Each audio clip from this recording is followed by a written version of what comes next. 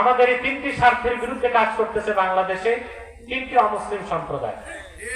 তার মধ্যে সবচেয়ে জঘন্য হচ্ছে কুখ্যাত কাদিয়ানী সম্প্রদায়। নিঃসন্দেহে তারা কাফের এবং অমুসলিম।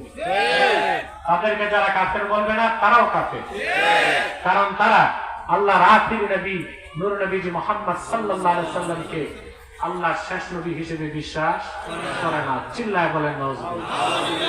সেজন্য তারা কি কাফের। তাদেরকে যারা কাফের বলবে না তারা কি কাফের। মানুষকে তারা ধোঁকা দিতে মুসলমানদের মতো দাড়ি রাখে, টুপি লাগায়, নাম রাখে, তাই বলি কি মুসলমান হবে? দাড়ি রাখলে কেউ যদি মুসলিম হতে পারত তো রবীন্দ্রনাথ ঠাকুরের চেয়ে বড় মুসলিম কে হইত? সে কি মুসলিম ছিল না অমুসলিম? টুপি লাগালে মুসলমান হওয়া যায়? দিল্লি পার্লামেন্টে কংগ্রেসের হিন্দু এমপিরাও সাদা লম্বা টুপি লাগায়, তাই বলে মুসলিম হবে?